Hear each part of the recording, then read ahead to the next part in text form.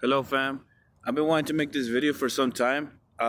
It's gonna be a cross between religion, mysticism, and modern science of quantum entanglement. Also, has gonna have a splash of different dimensions and stuff like that. So let me just get started. All right, check this out.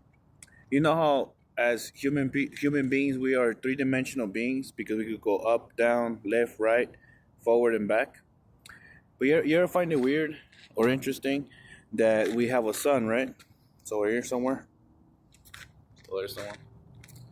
And the sun allows us to cast a two-dimensional shadow. The shadow could go up, down, left, right, but it could never go up or down. So as you can see, our two-dimensional shadow is created by us, a three-dimensional being. And the funny thing is, what if, you know how science has extrapolated dimensions higher than the third dimension? The fourth dimension is supposed to be something around this timeless or spaceless. So just like we cannot go through a solid wall, another entity in the fourth dimension would be able to go through a solid wall at the same time and not at the same time, and multiple positioning. So that would be quantum entanglement.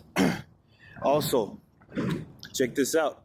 So if we are a three-dimensional being casting a two-dimensional shadow, what's stopping us from being a shadow of a fourth-dimensional being?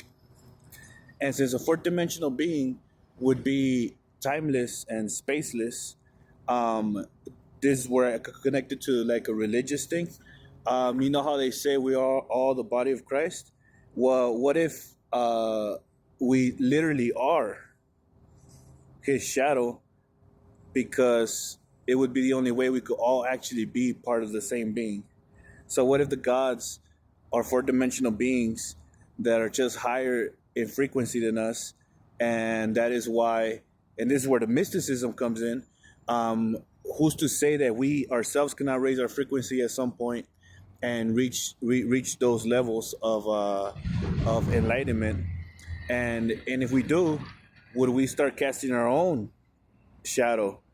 And if we are, then we would be creating our own world, because every human in our shadow, once we're in the fourth dimension, we would be our creation, much like we have created a second dimension world by our shadow. Isn't that weird? Also, it's funny because another layer of this is, I don't know if you were a child and you ever had the opportunity to like play with your shadows, you know, like puppets and stuff like that. And if you do remember a childhood like that, it usually means that your childhood was pretty good. So, what happened or what happens? I believe that as long as, you know, again, mysticism, do unto others as you want others to do unto you. So, what if, in order for us, a three-dimensional being, to be blessed by a fourth-dimensional being, we have to do to the second dimension what we want the fourth dimension to do to us? What do I mean? If we play with our shadows when we were children, we more likely had a good childhood. So, what happened when we grow up? We stop playing with our shadow. We forget about it. And if we forget about it, why wouldn't the fourth dimensional being forget about us? Think about it.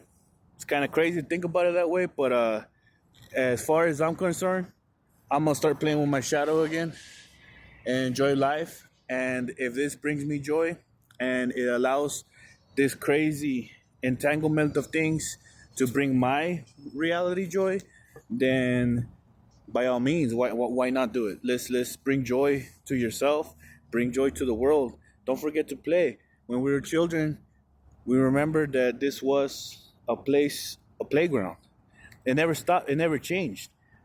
We changed, but the playground's still here, and we're still meant to play. Tell me what you think about this. Like, share, subscribe. I'll talk to you soon, guys.